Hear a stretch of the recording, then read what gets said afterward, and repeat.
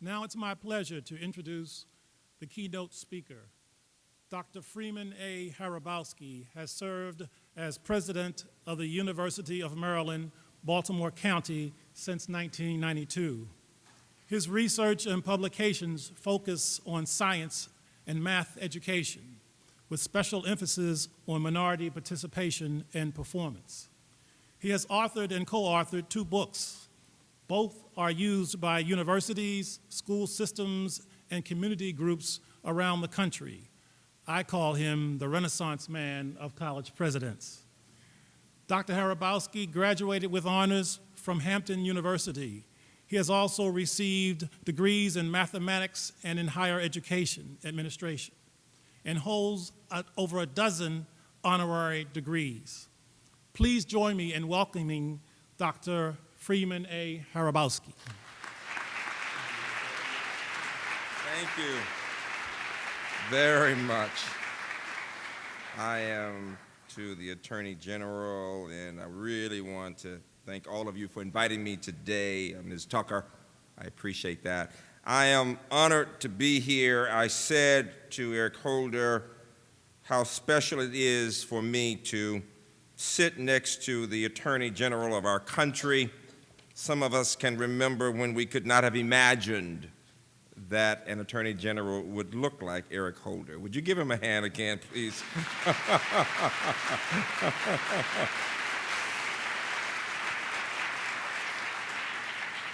I begin with a poem that was used some time ago at a presidential installation before some of the students in the room were born. It was when Maya Angelou read a poem for President Clinton. And when we think about history, we know that it means different things to different people. My students, to the students in the room, asked me the other day to tell them about the old days. And I said, well, which period of old days are you talking about? They said, when you first came to UMBC, Doc, in the late 80s, the old days. So the old days can mean different things to different people. Lift up your eyes upon this day breaking for you. Give birth again to the dream. Women, children, men, take it, this dream, into the palms of your hands.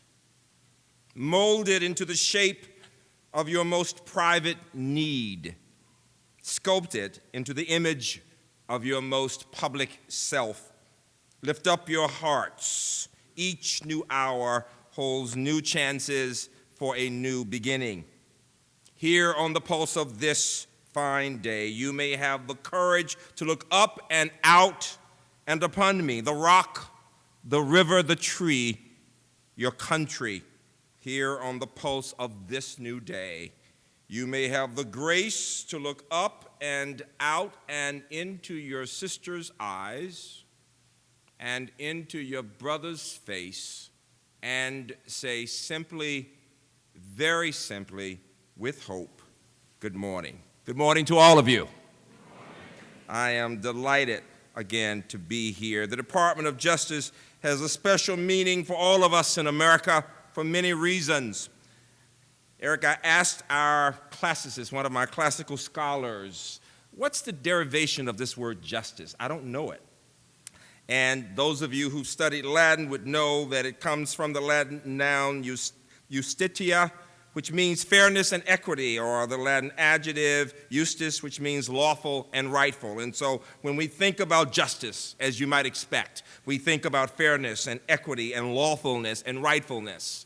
For little children growing up in my hometown in Birmingham, little colored children in the 50s and 60s, the Department of Justice meant the place that made America do what it was supposed to do the right thing.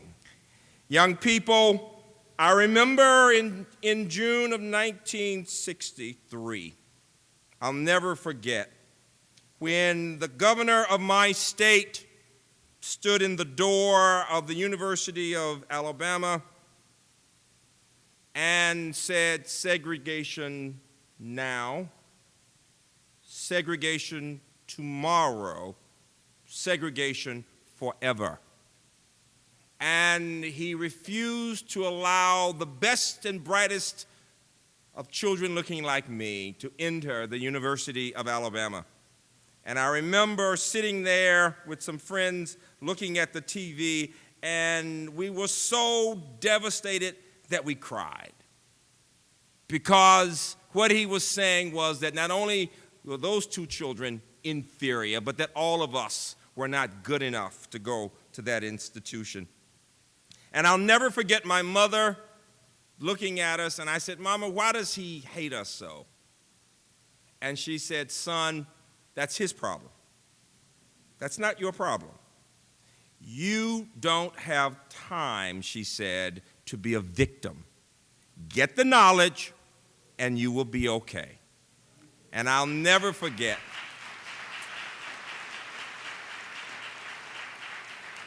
I'll never forget the idea of the president, President Kennedy, and his brother, one of the predecessors of Mr. Holder, Bobby Kennedy, and their amazing story of sending Kassenbach, the number 2 person, I believe, to Alabama to say to the governor, these young people are American citizens and have the right to go to the public university in this state.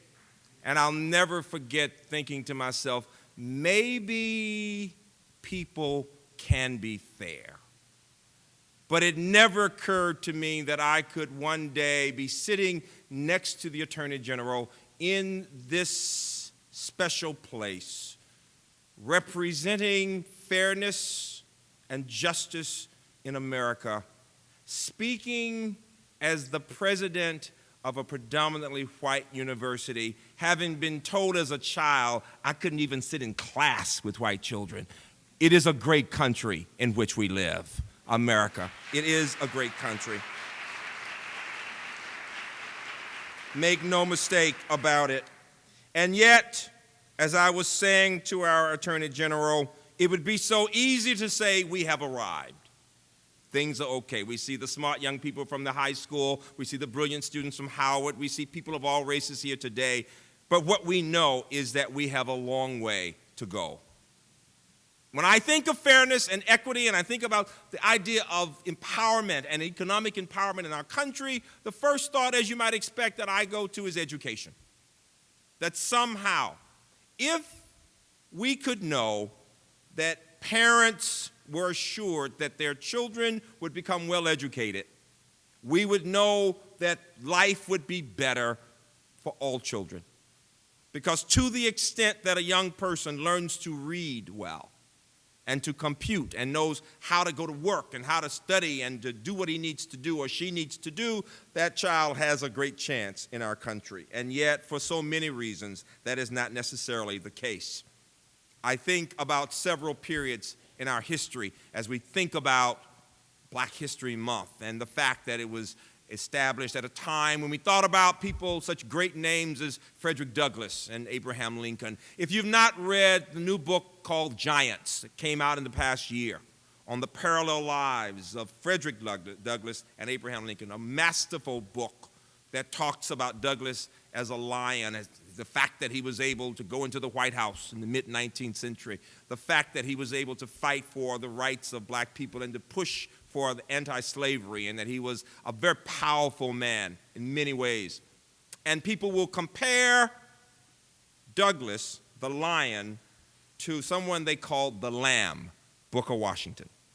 If you want to talk about the history of economic empowerment in our country, make no mistake, the name Booker Washington is critical. And the new book on Washington, Up From History, this kind of model after his autobiography, Up From Slavery, paints a very different picture of a very powerful man who had unbelievable access to the president at that time, Teddy Roosevelt, the first Black man to sit at dinner at the White House in 1901, when Roosevelt was castigated and Washington was criticized. And yet he was someone who understood the need to have a connection to power and to make a difference in the education of young people, the founding of Tuskegee University, a place that talked about, yes, movement with the hands, the idea that we've got to get people the skills they need for jobs. But what people don't know, what this new interpretation shows, is that he also understood the value students of the liberal arts, that he was supporting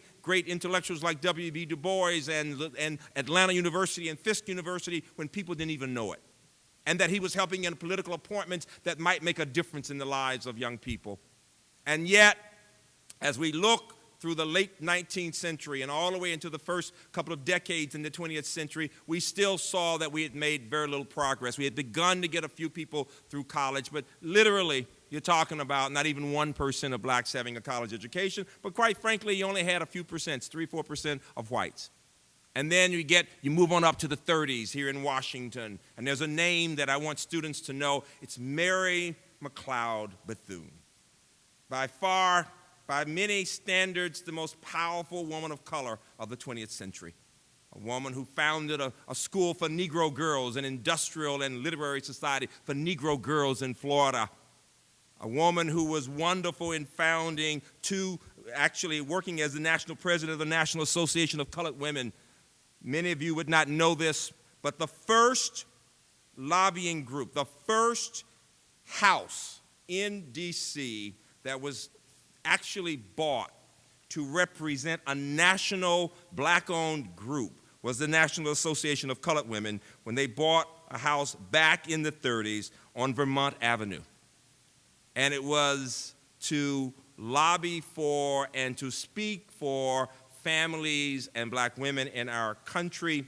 And there she was as national president of that, and then started in the National Council of Negro Women. Students, what I'm saying to you is that 70, 80 years ago, there were people like a Washington and a Mary McLeod Bethune who understood the need to speak truth to power, to speak on behalf of other people. It is amazing that that same woman became a dear friend of Eleanor Roosevelt, one of the most phenomenal Americans ever, and they were very close. And amazingly, because of that influence of Mrs. Roosevelt with FDR, several things happened for Mary McLeod Bethune. The most significant of which was that she became the first head of a federal agency, black woman, head of a federal agency. And she was over the Negro division of the National Youth Administration. And because of her, thinking about economic empowerment, we saw hundreds of thousands of young blacks between 16 and 25 getting jobs, getting training, and getting jobs. She spoke truth to power. And we stand today on her shoulders and the shoulders of Washington. But move on up very quickly to the 60s, where some of the people in the room can remember growing up, when I remember growing up. And all of a sudden, because of legislation, because of the civil rights movement, things changed dramatically. Students, I had the privilege as a child of 12 of going to jail with Dr. King. And it was a phenomenal experience to walk with children, to march, to say to the commissioner, to the number one person in my city, we simply want to pray that people will do the right thing. That's all. That they will allow us to go to schools where we don't have to use secondhand books. That they will allow us to go into a movie theater. That I could drink out of a water fountain. That I could go to the bathroom. Basic human and civil rights. You know, we take for granted the notion of voting today. I have a story. We Southerners, I'm from Baltimore, and UMBC is a great place with students from 150 countries, but I grew up in what's called the Deep South. I call Baltimore the Upper South. Birmingham is the Deep South. And in the Deep South, we love stories, all right? You may not remember a theory I give you, but you'll remember the stories I tell you. And here's a story from my grandmama, a wonderful, brilliant woman who only went to the 6th grade. My grandmother wanted, Mr. Attorney General, she wanted to become a voting citizen in her town where she had been born, Wetumpka, Alabama. And my mother, she was living with us, she'd go back and forth. My mother said, Mother, just come on and vote here in Birmingham. They could vote in Birmingham, but in little towns, it was a very different story because there was something called the Alabama Literacy Test. And people of color had to pass that test before they could vote. And so today, Department of Justice, I'm going to give you some questions from the Alabama Literacy Test. And if you do not pass, you can no longer vote. If a person All right, Mr. Attorney General, everybody's looking at your face to see if you know the answers here. If a person is charged with treason, denies his guilt, how many persons must testify against him before he can be convicted? Give the Attorney General, he can vote. He can vote.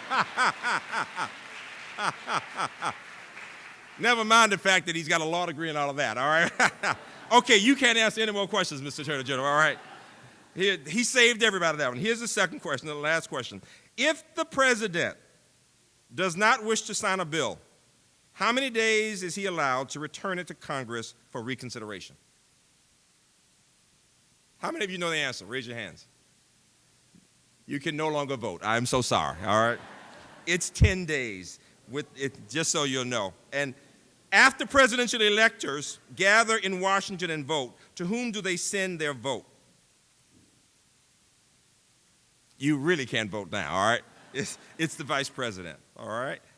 What am I saying? Imagine an official test given to people without a high school diploma being told that unless you can answer these questions. So what did my grandmother do? She went down one time and they failed. They went the second time. And so my mother, this English teacher, would sit at the dining room table with my grandmother going over the Constitution. And my grandmother learned amendment after amendment, and they would discuss the amendments. And then what my grandmother did was she got all the people to go down to take the test, and they would all fail, but she'd get them to remember the questions. And then she started collecting the questions. And she made up her own test from the questions. That's my grandmother. That's my grandmother. That's my grandmother. And I'll never forget on that third or fourth time she came into a house and she looked me in my eyes. I'll never forget. She was at that time over 70 and she said, I passed the test, Freeman. I'm now a first-rate citizen of America. I tell you that story because I say to my students, how dare you not take advantage of the right to vote? People have died so that everyone can vote. And the significance there is that because of that right to vote, we can talk about people in positions who can help us to make sure education becomes alive and that we get the kind of economic empowerment we need. And so in the 60s, amazingly, we had incredible legislation. We had the Voting Rights Act. We had the Civil Rights Act. We had the Fair Housing Act. We had the Higher Education Act. Do you know that by the early 60s, when all this was coming along, what percent of blacks do you think had college degrees? 2%. But now, interestingly, what percent of whites do you think had college degrees? It's only 11%. The difference when thinking about economic empowerment is that in the 60s, you didn't need a college degree to get a decent job. You could get some work and take care of your family, right? Today, we have made substantial progress. About 32% of whites, about 17% of blacks have college degrees. Interestingly enough, the fastest growing population, Hispanic, still only 11%. And this is why President Obama is talking about the American Graduation Initiative and Race to the Top, because we must all understand that we need to help more Americans of all races to get a college degree. The fact is that if you are between the ages of 35 and 65 in our country, you are among the most educated human beings on the face of the earth. The only country with a higher percentage of people between 35 and 65 with a college degree is Canada. So they beat us in hockey and they're a little better in education, all right? They have 41% of that population. We have 39%. And so we are second for that population. But if you're between 25 and 34, we move from position second to position 7 in the world. And so the challenge we face is that we must push, as we heard Mr. Holder saying, we must push to have more students finishing high school, going to college, and getting degrees, because it is at the root of economic empowerment and global competition. That is the challenge that we face. I want you to think about this. Where would you be today if someone hadn't taught you to read well, to think well, to get skills that would allow you to come and to have a job? And so I have a message today that, as you might expect, focuses on education. And this is the point that I want you to take with this economic empowerment, that we must focus on reading skills and math skills. I'm around this country working on what's called the achievement gap. Right now in America, the average black and Hispanic child in the 12th grade reads and computes at the level of the average middle-class white child in the 8th grade. There's a 4-year gap. And what makes it even more challenging is that, quite frankly, in many cities, almost half of the 9th graders never make it to the 12th grade. And so the challenge we face more than any other is to help children to stay in school, to help them to want to be smart. You know, on my campus, I'm very proud. We lead the country among predominantly white universities in sending blacks on to science PhDs. Give me a big hand for that. We're very proud of that. Very proud of that. And what I say is, we like the fact that it's cool to be smart. We want America's children to want to be smart, to want to read well and to think critically and to love mathematics. I get goosebumps doing math problems. You know, on my campus, I'm called the mega nerd, all right? My son, who's grown, says, Dad, you really are a mega nerd. And I say, but mega nerds can pay their bills all the time. Something if you get the point, all right? But here's what I want you to think about. We must be a country, as we think about fairness and equity and economic empowerment, that really believes that we want a culture in which people want to be smart of all races, that we don't think that it's about one race or another when thinking about math problems. Because in our country, when thinking about the future, the fact is that the nations that build science and technology and strong values through the humanities will be the nations that will thrive. If you look at India and China, they're building strong science and technology. And I am saying to you, we must think about the reading part, but we must help children to love mathematics, to believe that technology can help us, and to be working to build the science and technology infrastructure for all races. It doesn't belong to any particular race. By the way, it's very interesting in our country. If I were to ask you the question, what are the lowest groups in terms of minorities not achieving, you would say blacks and Hispanics. And if I were to ask you the group that is the highest achieving, you would say the Asian American population. 55% of Asian Americans have college degrees. Now, one of the reasons for that is that many come to this country as grad students, but it's an inspiring story. But this is the other piece, finally, that as I look at the history of empowerment in our country, the children of immigrants have consistently been at the top in their classes. If you look at Nobel laureates throughout the 20th century out of New York, many came from homes where families didn't speak English well. How could they do it? It was the hunger for the knowledge.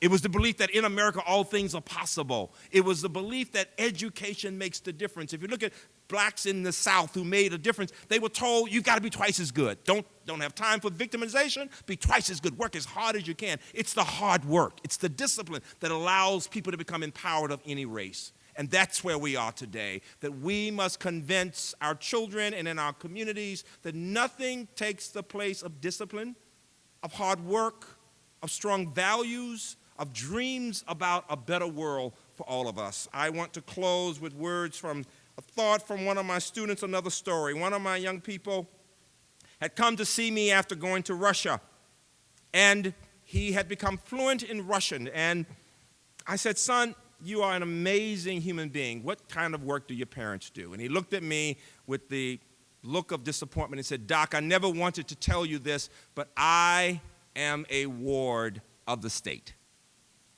And I had to think, what is he talking about? And it occurred to me finally, he didn't have parents in his life. And he said his dad had left him when he was 12 because of drugs. And he said by the time he was 13, his mother had gotten hooked, was addicted, and left him to fend for himself in a crack house. He said, imagine what happens to a child left alone. He said, Doc, I've been to hell and back.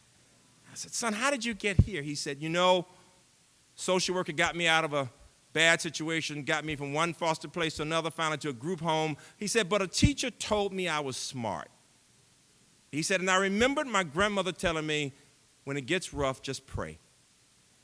And he said, all from the 9th grade to the 12th, I would go to school, I'd come back to that group home, I would study, and I would pray. And somehow I did well enough on the SAT, and I'm here, Doc. I couldn't live on campus, I didn't have enough money. So some days I would live in the library and hide there and sleep because I didn't have the money to get back home. And other days I didn't have food.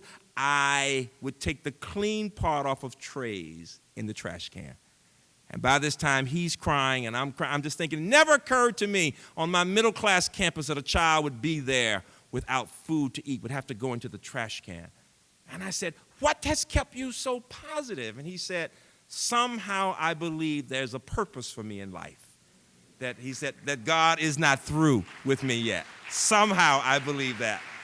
And at his graduation, thousands of people were there, and it was as if my deceased mama was talking to you. Your mama still talks to you. You know that after she's dead, you still hear what she would say. And it was as if she was saying, get up and say something about Tavon, boy. I got up and I said, all of you are here today with your parents and families, because families make us who we are. But one of your own is here by himself. I want you to show him some love today. And when I called his name and said, here he is, graduating with a 3.5 in Russian literature, everybody was so shocked because he had always elevated everybody else.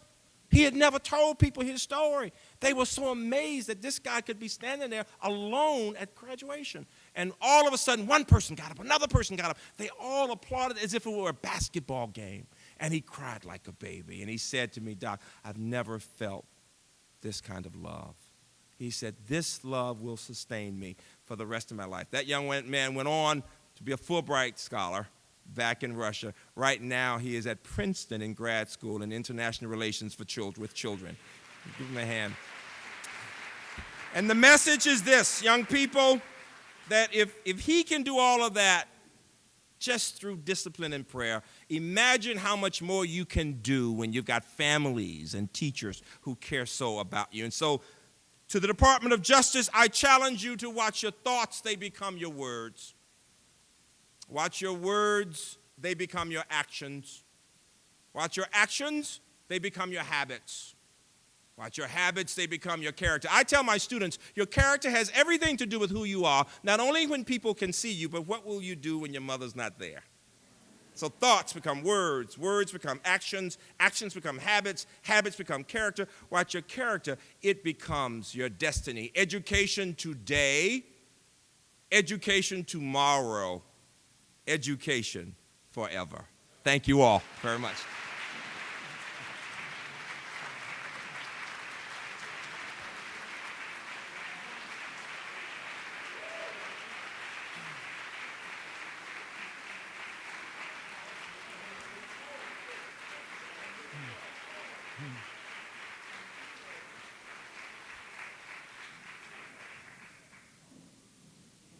Thank you, Dr. Hrabowski, for your encouraging remarks.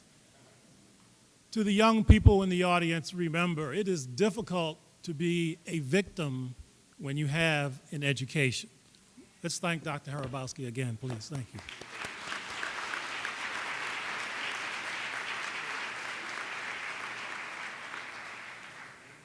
Attorney General Holder, would you please join me for a brief presentation to Dr. Hrabowski? On behalf of the Department of Justice, I would like to thank you for your participation in today's program. You delivered a great message. Again, thank you.